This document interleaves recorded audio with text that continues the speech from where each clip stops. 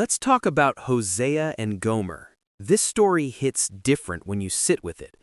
God tells Hosea straight up in chapter 1 verse 2 to go marry a promiscuous woman, or wife of whoredoms in some translations, and you just have to stop and go, whoa, what's going on here?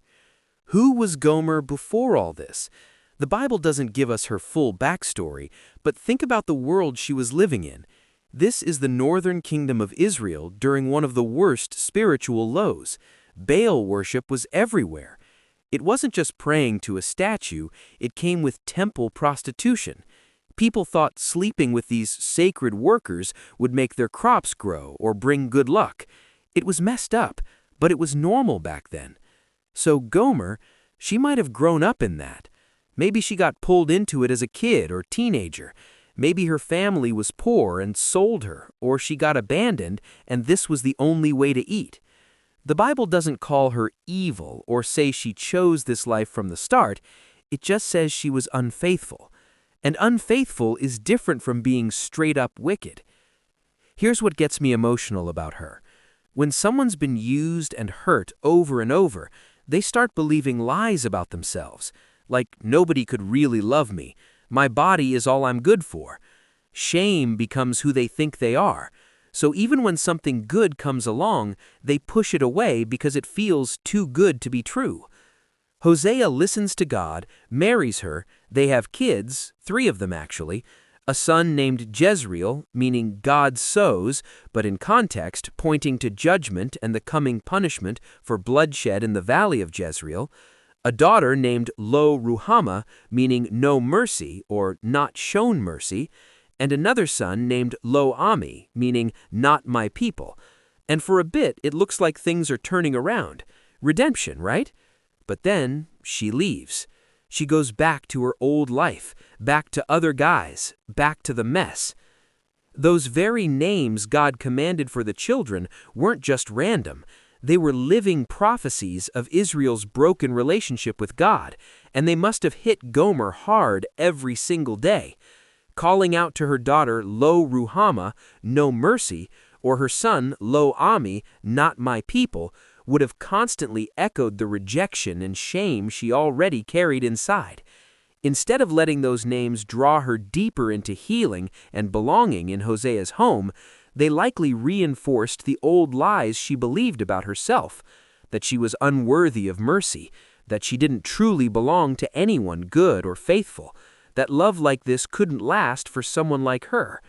Those names became daily reminders of judgment rather than grace in her wounded mind, feeding the doubt and fear that eventually pulled her back to what felt familiar, the old ways, the old pain, because accepting unconditional love felt impossible when everything around her screamed, "Not my people," and "No mercy."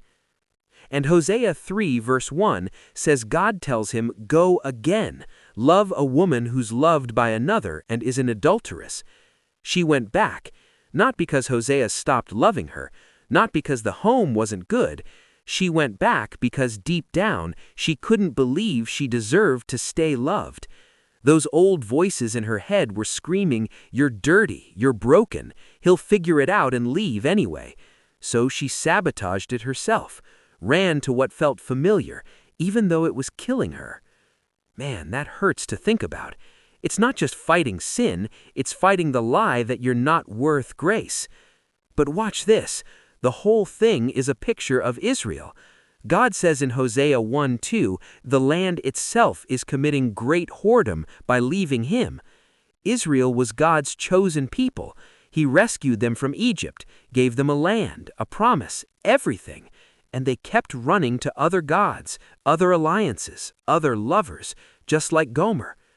They didn't leave God because he stopped being good. They left because they couldn't believe they were worth staying faithful for. And the crazy part? God doesn't give up. Hosea goes and buys Gomer back, pays the price, like 15 shekels of silver and some barley, to get her out of whatever slavery or debt she was in.